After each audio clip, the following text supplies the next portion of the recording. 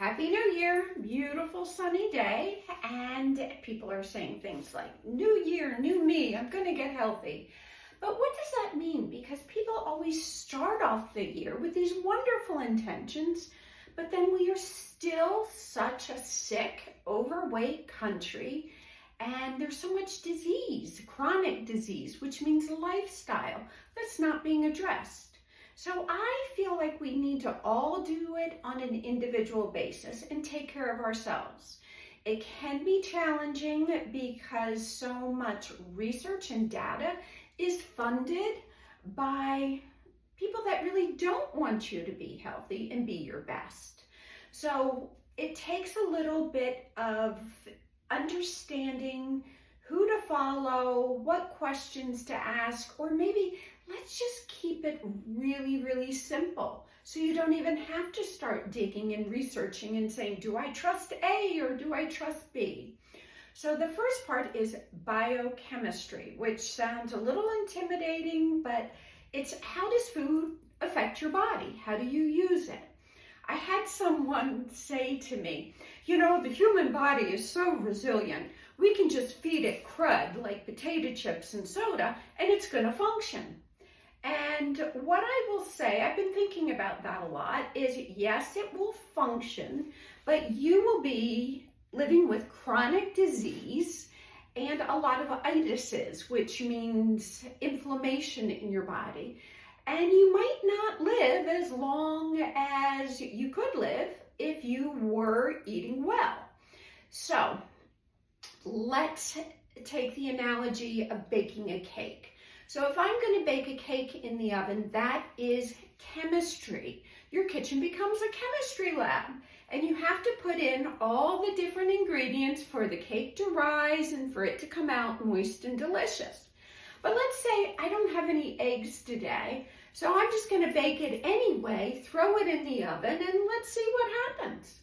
Well, the cake isn't going to rise the same way and have the same moisture content. I can still eat it. It will be cooked. It won't be raw. But is it really going to be optimal? Well, that's the same thing as food in your body. You can feed it chips and soda, but it's not going to be optimal. You're going to live with chronic disease. You're not going to feel good. And perhaps your longevity or the amount of years that you're going to live and enjoy life will be shortened.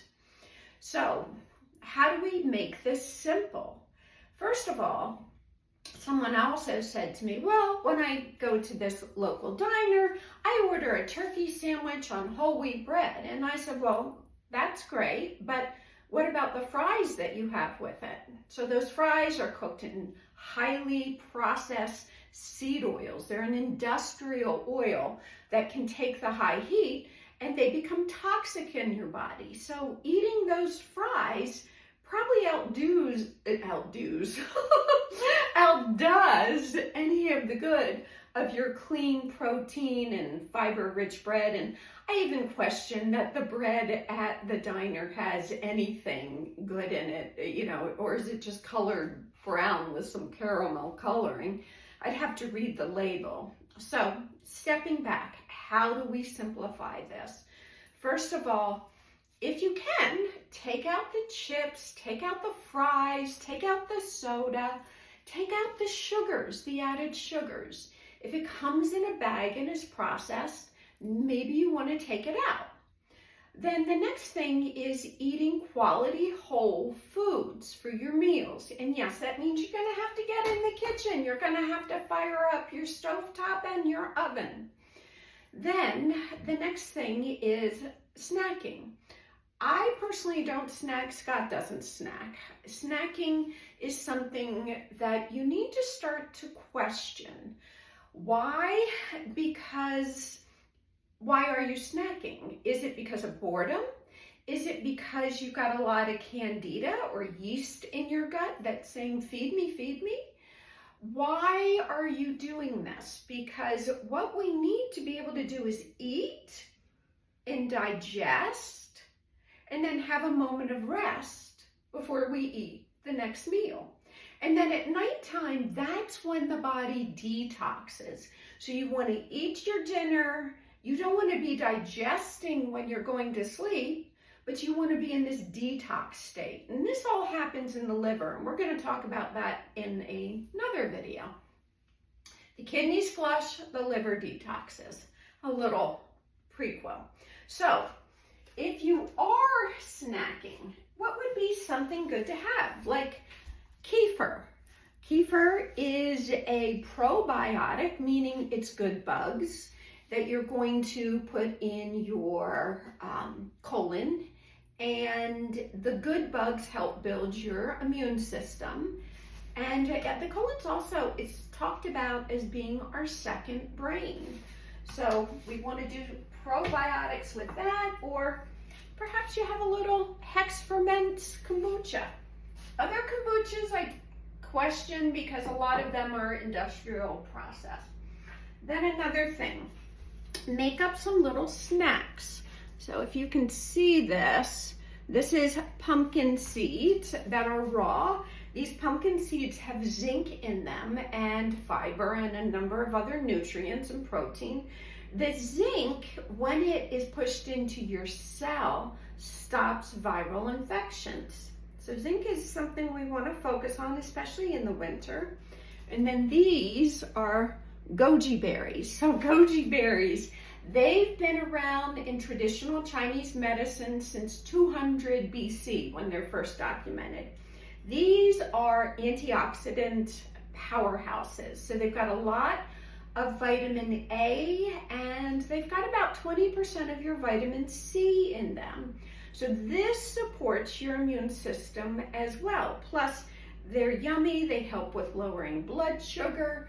They've got a little bit of chew to them, so it takes a while to chew and to process them, and a little bit of sweetness to balance out some of the bitterness in the pumpkin seeds. So that's a little go-to. Always things like fruit. So apples, you should eat a variety of different apples because all the different apples feed different gut bacteria in your body. So buy the red ones, buy the green ones, buy the golden ones. And then we can also get pomegranates at this time of year. These are more antioxidant powerhouses. And then maybe like going and prepping vegetables, like slicing and cutting and dicing. You know, maybe let's just start easy. I would prefer that you buy a head of broccoli and cut it up and put it in your fridge, because we don't always know what happens in the production practices with fruit and vegetables. I've talked about those baby carrots before that really aren't baby carrots, and they are dumped in a bleach concentrate because they don't go bad. Like, notice that in your little baby carrot bag. So it is better to buy the carrots. You don't need to peel them, just scrub them and chop them up and put them in your fridge. The same with broccoli, just buy the head of broccoli. But if you're just getting started and we want to be simple, just buy a bag of broccoli and you will begin to take steps, baby steps. So with the broccoli, have maybe some hummus in your fridge. Yes, you can make that too with chickpeas and lemon juice and olive oil, but we're just getting started. So buy an organic hummus and keep it in your fridge, or maybe a guacamole. Keep it in your fridge if you do need something for snacking. And then you have something specific and measurable. So the first thing to measure, you need to journal. So write down your food that you eat every day. That will be a huge bit of awareness for you. And notice what you're eating. And maybe if you're craving something, write that down too. And notice why you're craving it. Are you tired every afternoon and you start to crave chocolate, or you start to crave sugar? Maybe you can address that and sleep a little better and go to bed and take some magnesium before sleep. I know we all have sleep issues, and they're cyclical. After the time change, I had a hard time getting my sleep back. The circadian rhythms were all thrown off. But see what you can do to start approaching this biochemistry experiment you've got going on in your body so you can feel your best. All right, take care.